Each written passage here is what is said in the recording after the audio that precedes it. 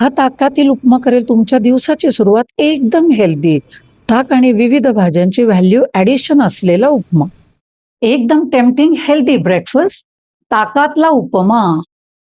1 वाटी जाड रवा 4-5 मिनिटं मध्यम आचेवर खमंग भाजून घ्यायचा. 2 चमचे आलं किसून घ्यायचं. 2.5 वाटी ताकात किसलेलं आलं, 1 चमचा साखर, थोडीशी कोथिंबीर आणि चवीनुसार मीठ घालून सगळं एकत्र करायचं. 1.5 टेबलस्पून तेलात अर्धा चमचा जिरं, पाव चमचा हिंग, 8-10 कडीलिंब म्हणजेच कढीपत्त्याची पानं, 2 सुक्या मिरचीचे तुकडे आणि 3 हिरव्या मिरचीचे तुकडे परतून घ्यायचे. त्यात 1 टेबलस्पून चणा डाळ, 7-8 काजू आणि 1 टेबलस्पून शेंगदाणे खमंग परतून घ्यायचे. ह्यात तुम्ही उडदाची डाळ सुद्धा घालू शकता. 1 मध्यम आकाराचा बारीक चिरलेला कांदा मऊ होईपर्यंत परतायचा. 1 वाटी मटार, 1 वाटी गाजराचे तुकडे 1 मिनिट फोडणीत परतून त्याच्यावर जाईल आपला भाजलेला रवा.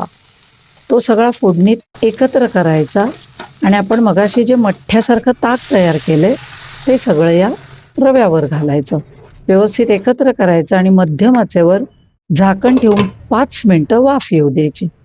5 मिनिटानंतर सगळा उपमा व्यवस्थित एकत्र करायचा आणि पुन्हा झाकण ठेवून 3-4 मिनिटं दुसरी वाफ येऊ द्यायची.